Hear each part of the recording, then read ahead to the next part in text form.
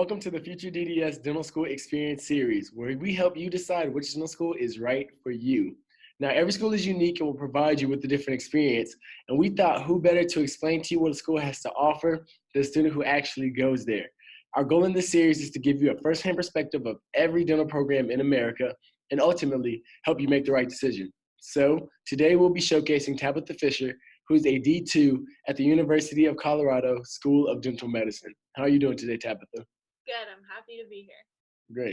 Great. So thank you for joining us. We know you're extremely busy, so we really do appreciate you taking your time out of your day to really help us out with this series. So thanks once again. Great. So I guess we're going to go ahead and start. If you could you tell us a little bit about yourself, basically like where you're from, where you went to undergrad, and what kind of got you interested in dentistry? Yeah, so I'm from Alaska, originally a really small town, but I moved to the bigger city with my parents, Anchorage, Alaska. And I always knew that I wanted to go into the medical profession. Ever since I was 5, my mom got me a medical encyclopedia, like with a bunch of pictures. But I'm like, what? I'm like, whoa. yeah, so my mom has been huge on education, and so she was really like the education pusher. Like I always knew after high school, college, like no doubt. And so I, loved science, loved the human body, learning about it. As I got older, I kind of started to realize, being a doctor, maybe having patients pass away on me would not be something that I would be able to handle personally. And my mom kind of mentioned dentistry, and then I had a neighbor that she was in elementary school, and she would get loose teeth, and she'd be terrified to pull them out. Her mom would be like, she can't eat, it hurts her, like she won't pull the tooth. And I was like, I'll help her. And so this is really actually weird to kind of say out loud now. It's fine. We're into it. It is what it is, it is what it is. So I would help her pull her baby teeth, and I wasn't disgusted by it. Looking back now, thinking about PPEs, that was probably not a good idea, but and I just enjoyed it. My mom's like, yeah, you should totally check out dentistry. She worked at an Indian health care facility where we were at the time, and I was able to go kind of shadow a dentist on the reservation there. And I just really liked the interaction he had with his patients, people coming in with pain, and him being able to help them right then and there. I learned something crazy in class where we're able to relieve about 80% of pain right away for patients. And that's one of the only healthcare professions that can do something like that. And so it was really cool to see them come in, be in pain, and then leave feeling a lot better. And I was like, I want to do that. I want to help people like this. Like, that's pretty cool. And so then from there, I decided it was a place for me, I guess. It was a long road from there too. I mean, I assisted back in Alaska, had to get my grades up more, undergrad. I went to Fort Lewis College in Durango, Colorado. And it was a really good school, but I just had more fun than needed to. But it's okay, because I am where I am, and I got that out of my system, and I'm able to kind of apply myself a lot more now and focus a lot better. But yeah, so I ended up taking a couple classes afterwards, worked in Alaska as a dental assistant, really solidified the fact that I was interested in that field, knew it was something I wanted to commit myself to, and then here I am. And so how long were you a dental assistant for? I was a dental assistant for almost 3 years, I think. Okay. Yeah, so. And have you seen like the direct benefit now that you're in dental school from you being a dental assistant? Oh, 100%. I don't know if you remember, you're a D2. So coming in first year, everybody's trying to figure out the number of the teeth. Yes. Trying to differentiate patient right, patient left, your right, your left, how that goes, and not to mention learning mesial, distal, facial, occlusal, incisal, buccal, all that dental lingo. And I already knew that. Okay. people were just struggling to figure out. I remember the teacher, saying these things, and everybody's like, wait, what? And I was like, oh no, I got it, let's go. Oh, you were that person in class, right? Yeah. No, I mean, I would never say that, but I was like, I got this. Right. One class where I actually, was on top of my stuff right away. Right, So that was great. But yeah, and not to mention materials that we use in clinic and procedures, just the flow of procedures, what you need to do them. And it's helped a lot in learning, actually. No, definitely. I believe it. I believe it. We have a couple of previous dental assistants in our program. And like you said, like when we were doing the wax ups, when we were doing everything, they just knew everything. And I'm sitting there like, I don't know what's going on, but she does, he does, so it's kind of definitely beneficial. A lot of our viewers, they actually ask us within their gap year or their gap years, whatever they have to do, if they should try to become a dental assistant. And so obviously you're saying definitely try if you can. 100%.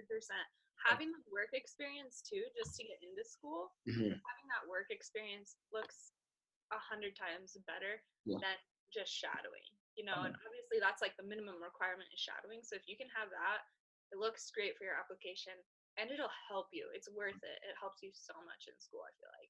Definitely, definitely. Okay, so now let's talk a little bit about your school.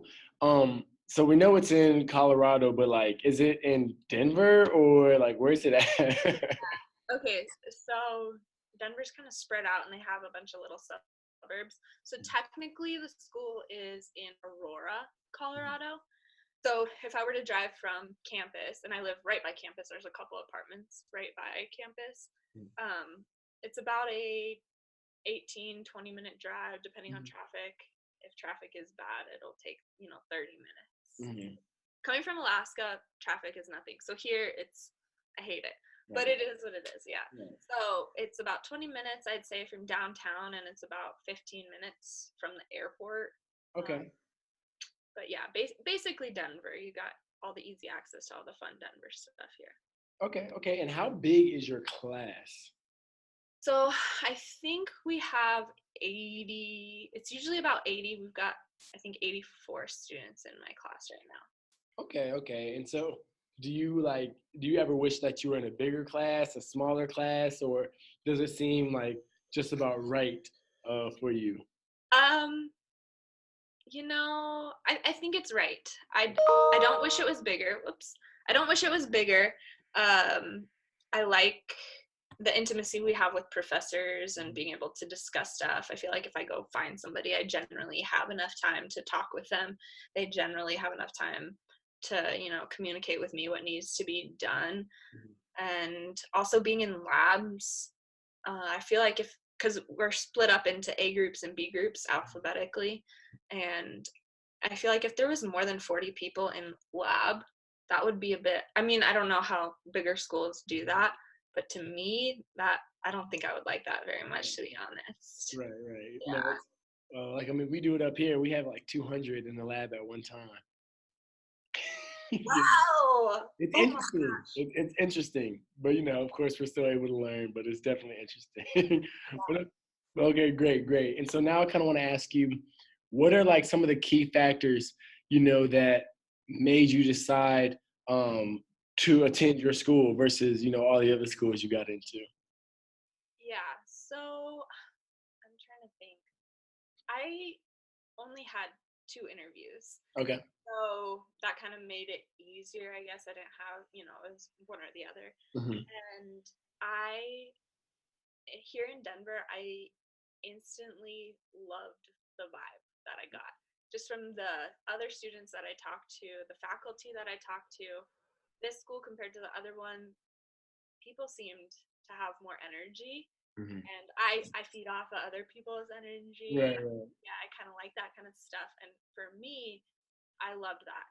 The school life balance seemed to be a little bit better.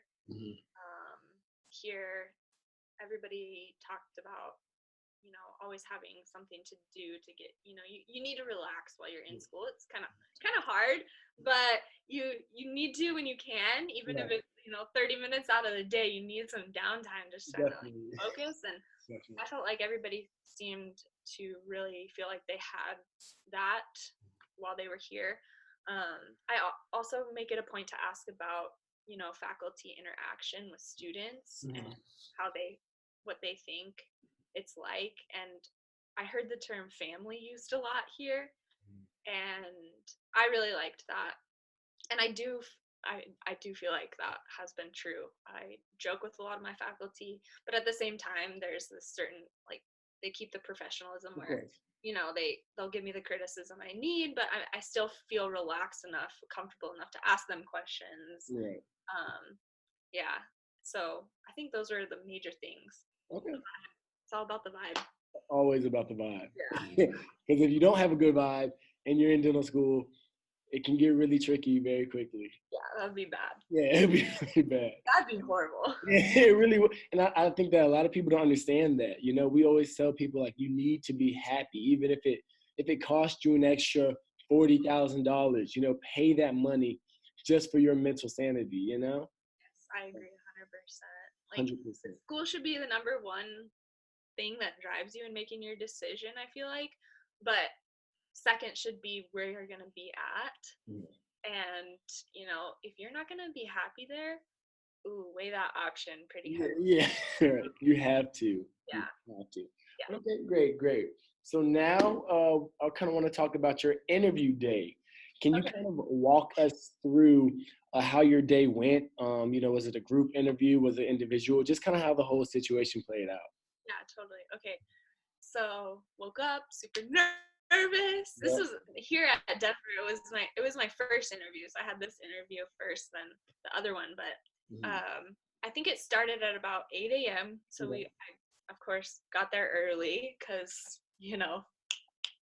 gotta be there on time. For sure. Okay.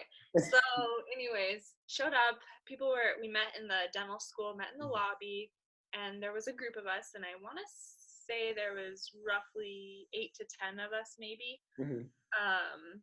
So it wasn't too big. It still felt nice and intimate. I wasn't overwhelmed with how many people were there.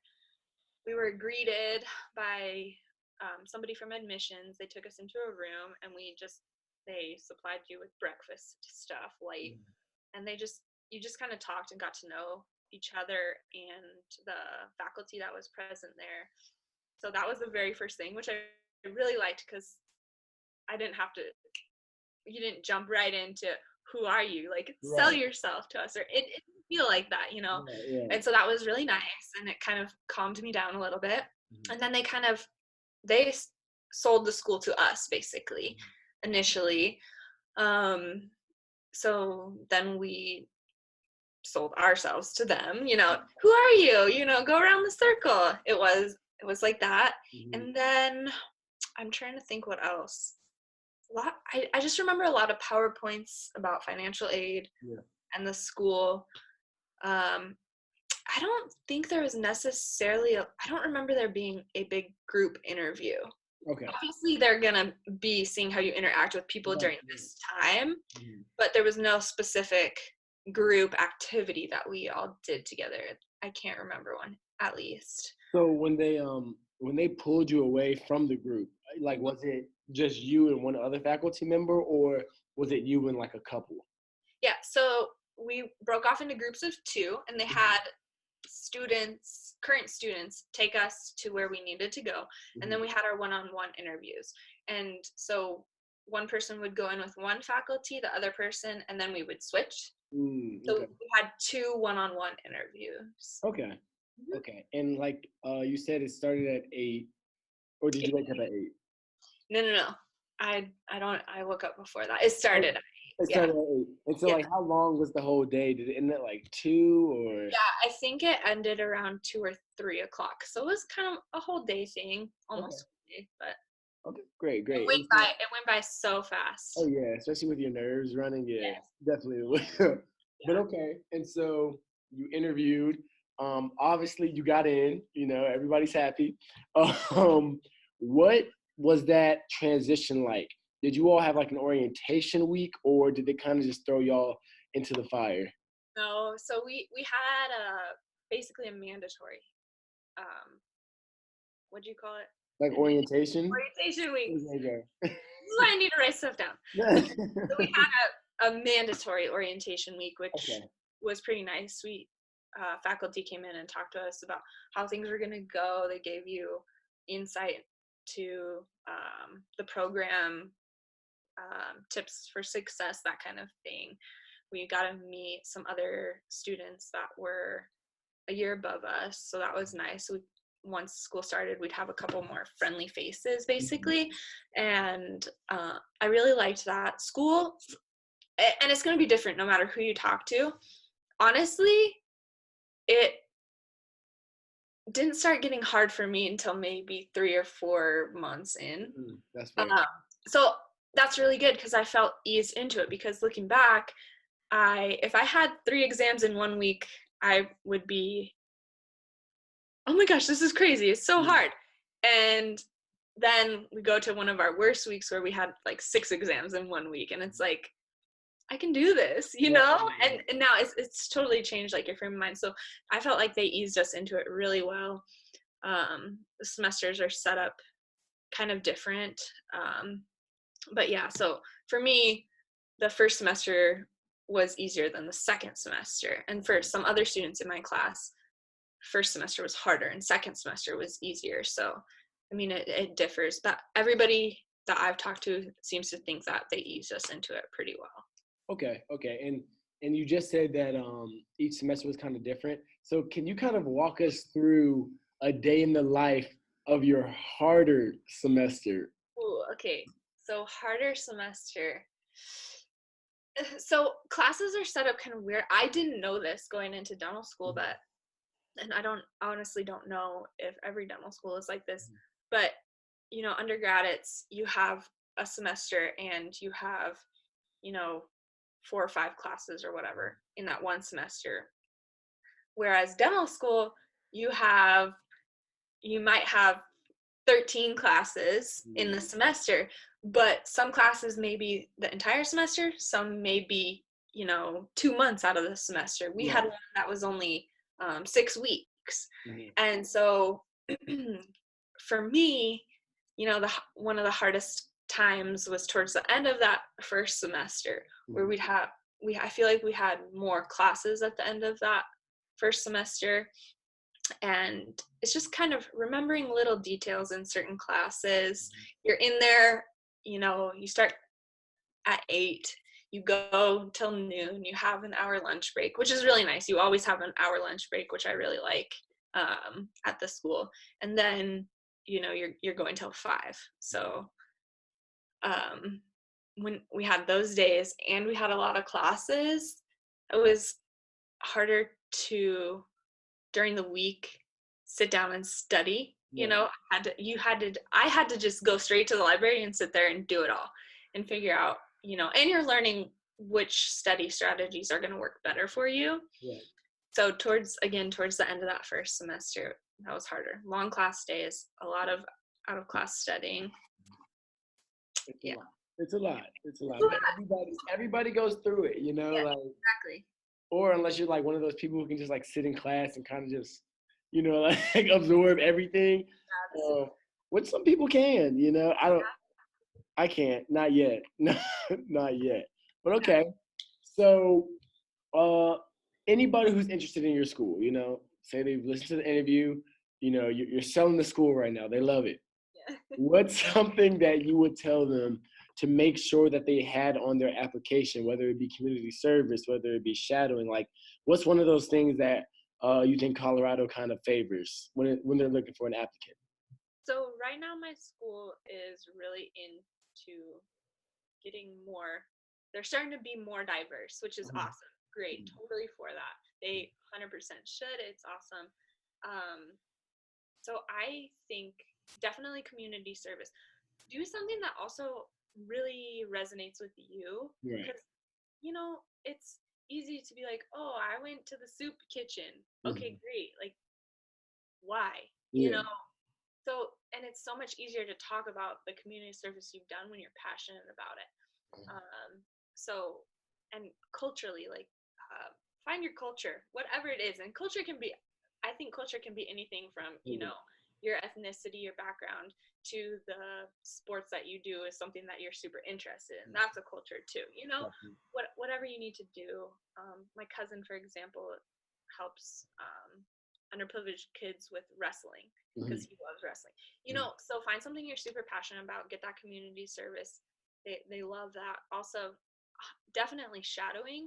But like I said, there's a lot of people in my class that also were assisting, whether it was for a week to other people that had assisted for, you know, 2 years. Right. That's, I think that the school really liked that. Okay, great. Yeah.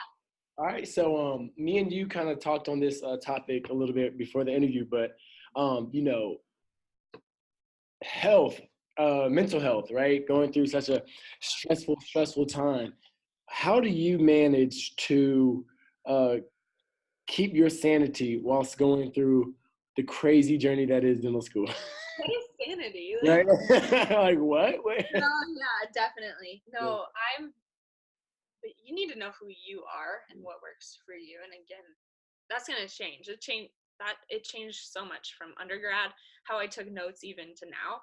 So you got to figure out the type of person you are. For me, I definitely do better structured, having a schedule.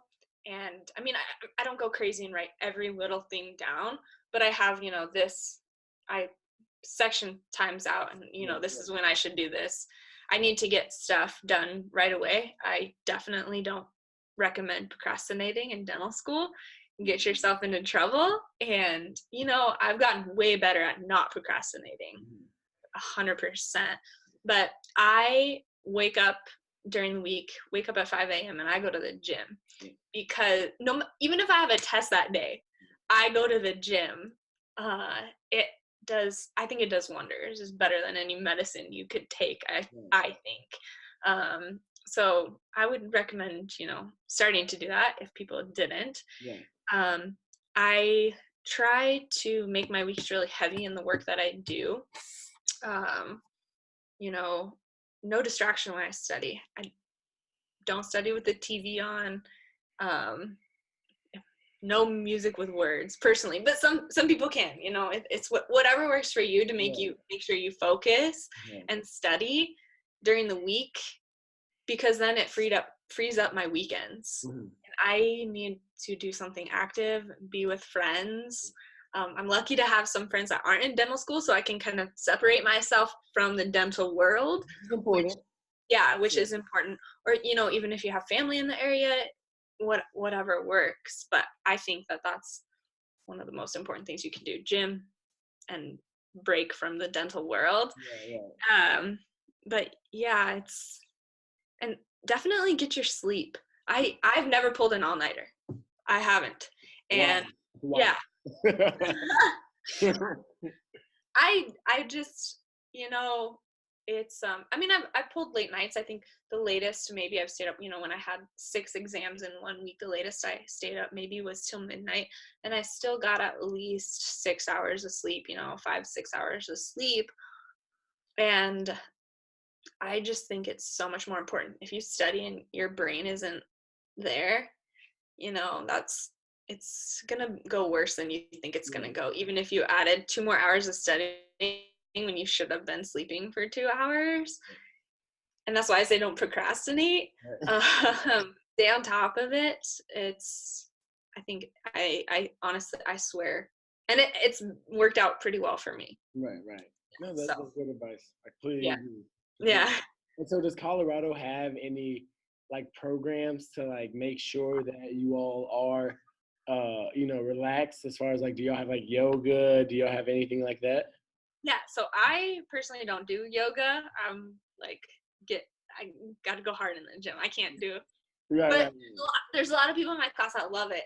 And yeah, they have free classes on campus. Sometimes, not all of them are free, but they'll do that. I know they have like a coordinator or counselor outreach thing if somebody shows up kind of on their radar for having maybe issues in classes or whatever, and they reach out to people. I know that they do that. I know they provide you with resources. To be completely honest, I haven't. Luckily, I haven't had to use it. Definitely. Who knows if I will have to use them in the future? You never know. Right. Things happen. But I do know they have resources available, but I'm not 100% sure on exactly what they all are. Okay, great. All right, so now I kind of want to talk or switch gears to clinic. How does your school kind of handle the whole clinic situation? Do you all have to assist your first year and then you're able to actually see patients your second year, or like what's the time frame on that?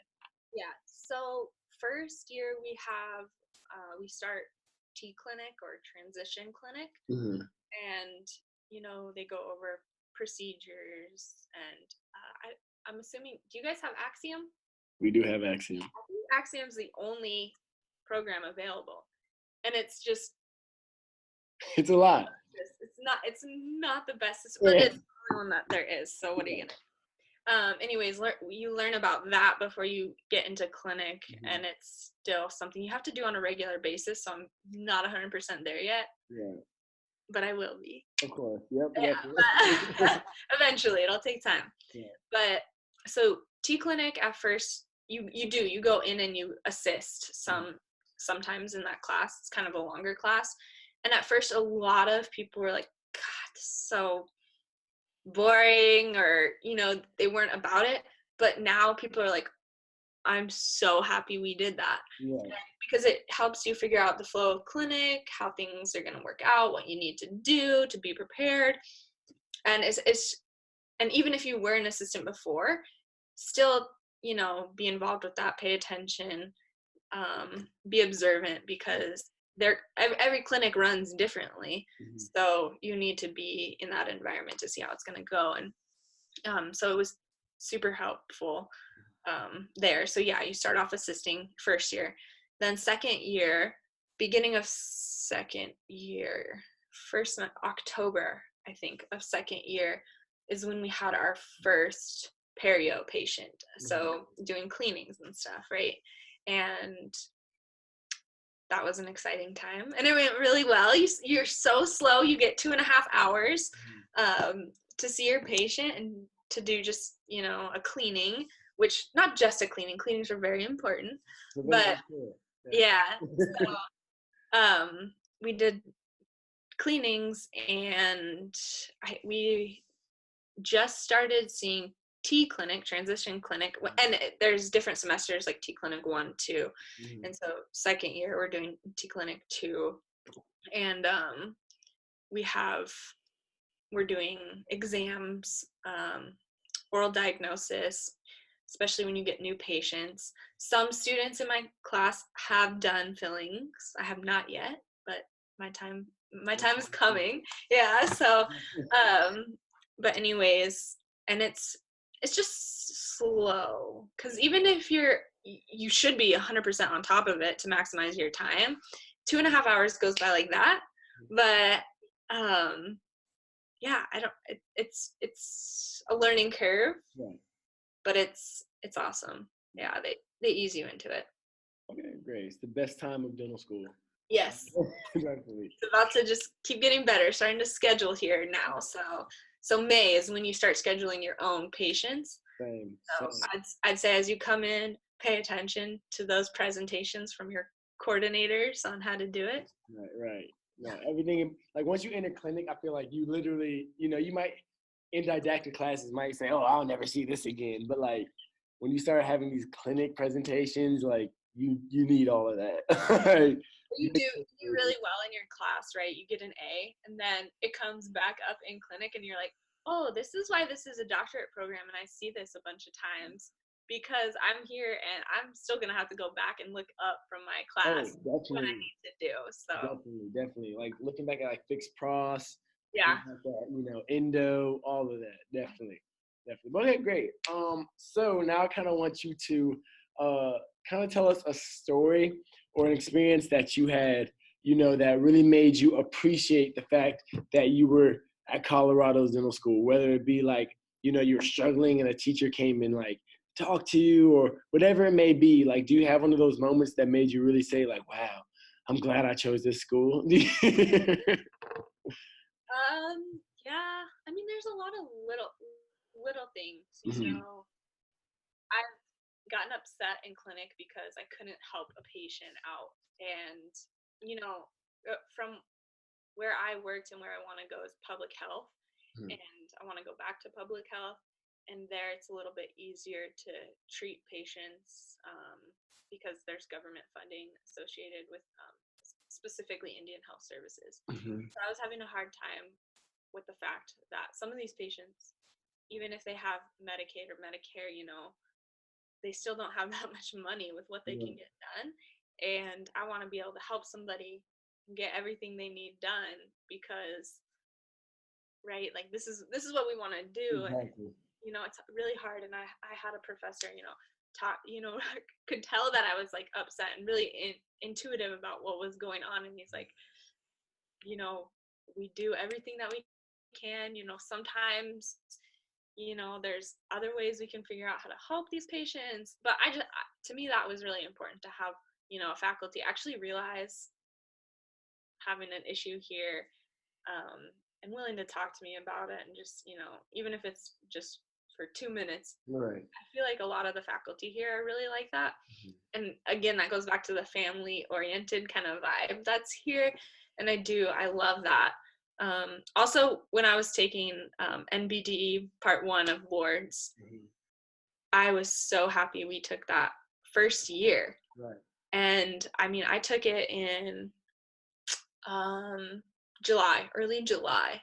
And if I had to wait till second year to take that, I would have had to do so much more studying. And I was so thankful.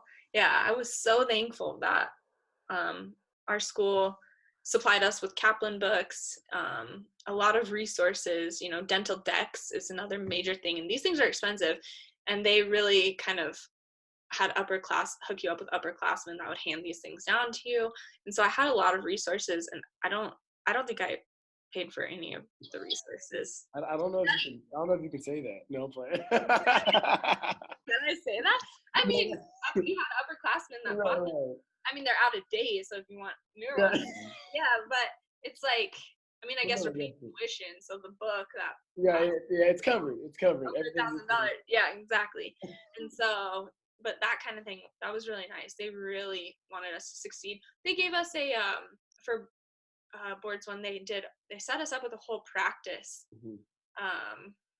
day where we came in for the whole morning, and they had this practice test for us to take, and they set all of that up, and that was really awesome.